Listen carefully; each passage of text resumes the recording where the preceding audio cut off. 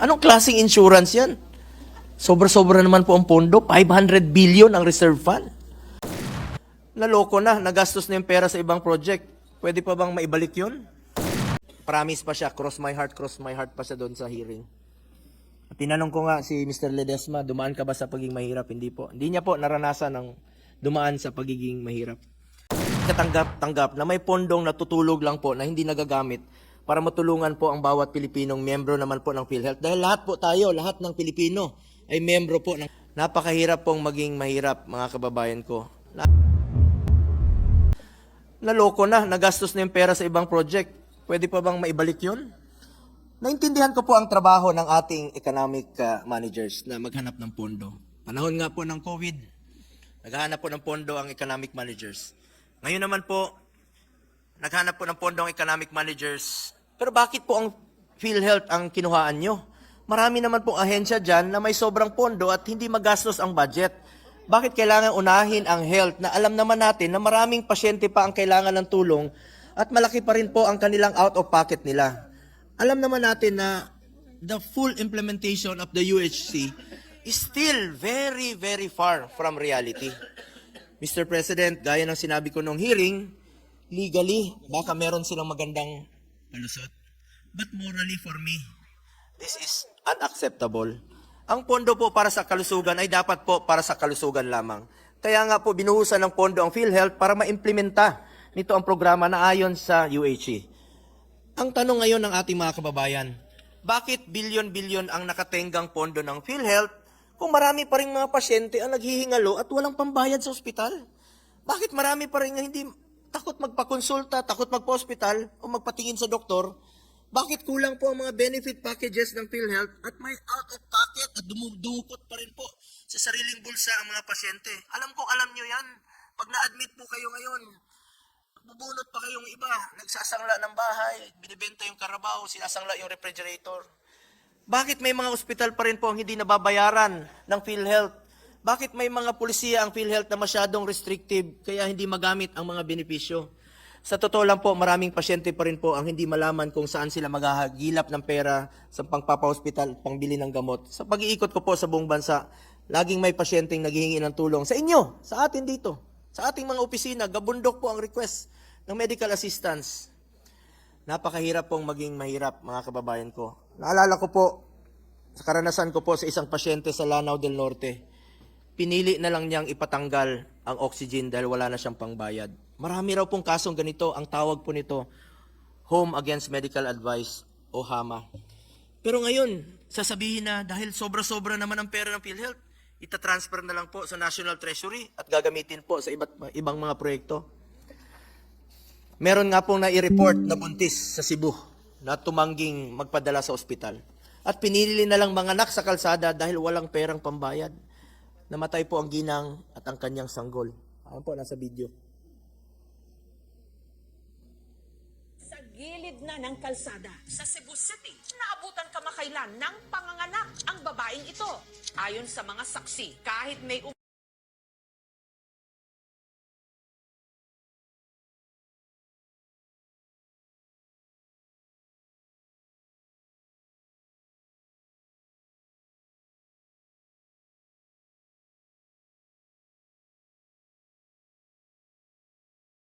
sanggol,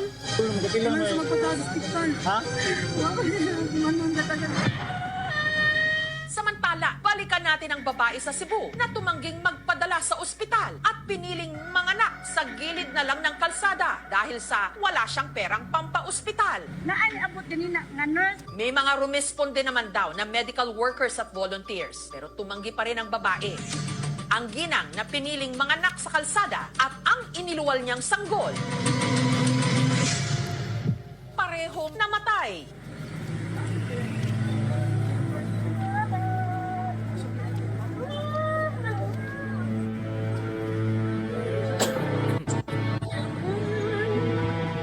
Mas magpunta sa hospital. Ha?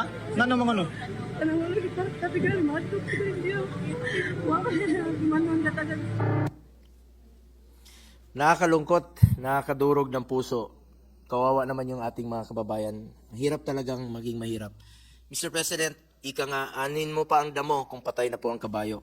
Hindi ka tanggap na may pondong natutulog lang po na hindi nagagamit para matulungan po ang bawat Pilipinong miyembro naman po ng PhilHealth. Dahil lahat po tayo, lahat ng Pilipino ay miyembro po ng PhilHealth.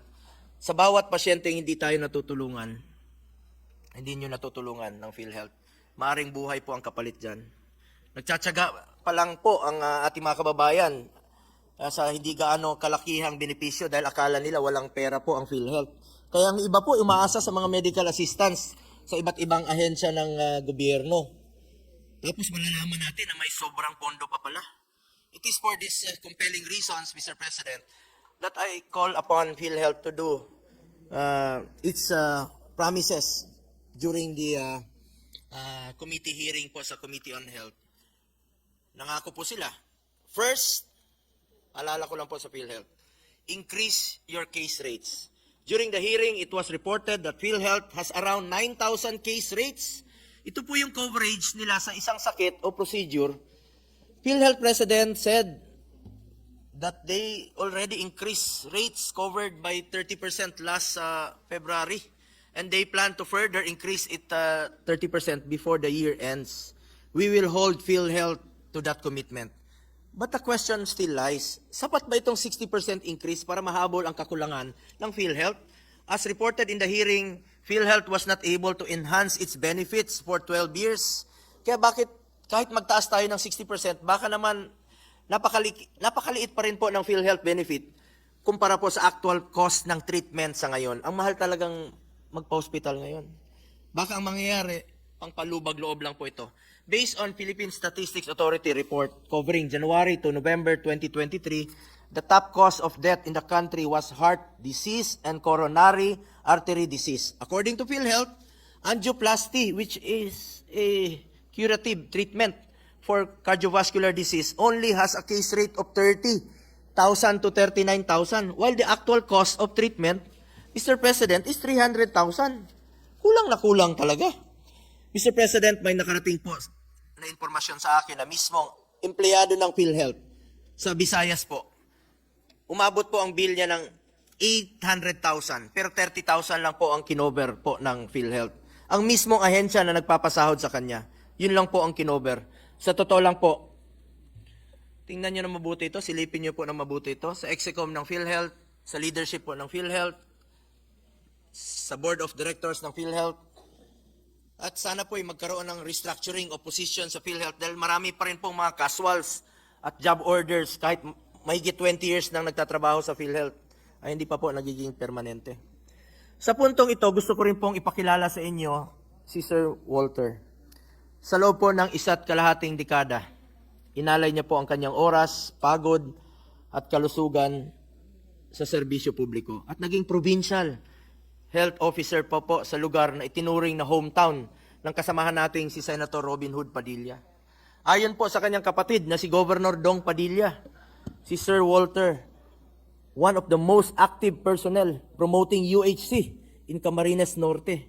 Consistent contributor po siya ng PhilHealth. Walang mintis. Ayan po. At hindi po tayo magtataka kung sa kanyang termino bilang health officer ay napakarami niyang natulungan at nasa gitna buhay. Mr. President, ikinalulungkot ko pong ibalita sa inyo na ilang linggo na po ang nakalipas, pumanaw na po si Sir Walter sa sakit na pancreatic cancer. With the consent of his family, ang suma total na naging kontribusyon niya sa PhilHealth ay umabot po sa 200,000 pesos. Kinaltas po ito sa kanyang sweldo. Ngunit sa kinasamaang palad, siya mismo ay naging biktima ng kakulangan ng PhilHealth. Ang siyang ahensyang siya mismo ay naatasang ipromote at tulungan sa kanyang probinsya. Lumapit sa aming opisina, lumapit po sa Malasakit Center ang kanyang pamilya para humingi ng tulong sa hospital bill. Umabot po sa 4 na milyon ang kanyang bill sa hospital. 800,000 pesos po ang PWD discount. Alam niyo po, magkano lang sinagot ng PhilHealth out of the 4 million pesos na hospital billing niya? 29,120 pesos. May barya pa. Mahigit 2 milyon po ang kanilang kailangang bayaran. Namumroblema pa ngayon ang kanyang pamilya kung saan kukunin ang pambayad. Bago nito, sa kanyang unang confinement, umabot naman siya sa 6 million pesos ang hospital bill ni Sir Walter. Magkano po ang na-cover ng PhilHealth? 27,000. 15 years pong nagsakripisyo si Sir Walter para sa pamilya. Para sa bayan, umabot sa 200,000 ang kanyang total contribution sa PhilHealth bilang mamamayan. More than 10 million pesos in hospital bills. Namatay na halos 60,000 lang po ang suma total na deduction ng PhilHealth sa kanyang huling 2 confinement. Mali po ito, Mr. President. Hindi po ito makatao. National Heroes Day po kahapon, marahil isa sa mga heroes sa Camarines Norte, si Sir Walter, for his quiet but selfless service as a health officer. Pero ganito na lang ba parati? Antayin na natin na mamatay na po ang bayani para lang magising sa katotohanan at sa bulok na sistemang nagpapahirap sa buhay ng mga kababayan natin. Mr. President, while we understand the concept of insurance, hindi po ito katanggap-tanggap na hindi mo man lang mapakinabangan ang binayad mo sa oras na kailangan mo na ito. Hindi po ito tama. Nag-contribute ka na, nagbayad ka na, bawas na sa sweldo mo. Nung namatay ka, lugi ka pa. Kawawa naman po yung naiwan na pamilya, Mr. President. Anong klaseng insurance yan? Sobra-sobra naman po ang pondo. 500 billion ang reserve fund. Bawat piso, bawat sentimo ay napakahalaga po para sa ating mga kababayang Pilipino. Lalong-lalo na po sa mga OFW, nagko-contribute po mula sa abroad. At dapat po mabigyan po sila ng maayos na serbisyo ang ating mga kababayan. Kung ano pong kinontribute nila, dapat po mapakinabangan po ito ng ating mga kababayan. Second, pakiusap ko sa PhilHealth, expand your program benefits. Bakit po may 500 billion na pondo ang PhilHealth na hindi nagagamit na pwede namang gamitin na mas palawakin at palakasin pa ang benefit packages tulad ng dialysis benefit. Kulang daw ang subsidy per dialysis session. Mental health benefits, marami pong apektado ng panahon ng pandemya. Z-benefit packages para sa mga malalaking sakit, malalang sakit. Konsulta. Gamit na gamit po ito sa mga super health center dun sa probinsya. Ba't hindi nyo inform yung mga kababayan natin na tinaasan po from 500 to 1,007 ang konsulta package po? Importante po ito, napakalaking bagay po ito sa mga kababayan natin na maagapan po yung pagsakit, magpakonsulta muna. Huwag nang antayin lumala ang sakit. Yung libreng gamot, ba't hindi nyo po palawakin? Dental services. Bakit walang libre ngayon? Nakikita nyo sa probinsya. Sinulid yung ginagamit minsan para pang tanggal ng ngipin. Tulad ng teeth cleaning, pustiso, at marami pang ibang maaring makatulong sa mga pasyente. Ba't hindi nyo palawakin yung benefit packages? Ang daming Pilipino takot magpa-hospital dahil takot po sa bayarin. Pag nakita lang nila yung hospital, ayaw nang pumasok dahil takot na sa babayaran. Dapat po gamitin po itong pondong ito para sa mga mahirap. Third, scrap the single period of confinement policy.